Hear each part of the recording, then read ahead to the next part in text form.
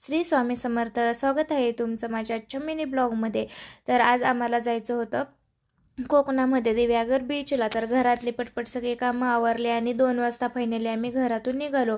नंतर घरातून निघाल्याच्या नंतर आम्हाला रस्त्यामध्ये खूप भूक लागली होती. मग आम्ही थोडासा नाश्ता करण्यासाठी थांबलो होतो. तर मग आम्ही मागवली होती मिसळपाव आणि चहा. तर मग चहा आणि मिसळपाव खाल्ल्याच्या नंतर आम्ही निघालो परत पुढच्या प्रवासासाठी. फायनली आम्ही संध्याकाळच्या 11 वाजता येऊन पोहोचलो होतो, जिथे आम्ही रिसॉर्ट बुक केलं होतं तिथे. तर दिव्यागर बीचच्या शेजारीच होतं हे हॉटेल आणि खूप छान वातावरण होतं इथलं. आणि त्याच्यानंतर मग आम्ही फायनली जेवण करण्यासाठी थांबलो. जेवण आलं, जेवण केलं आणि बघा इथे खूप असे सुपारीचे झाडं लावलेली होती हॉटेलच्या शेजारी. खूप छान वाटत होतं.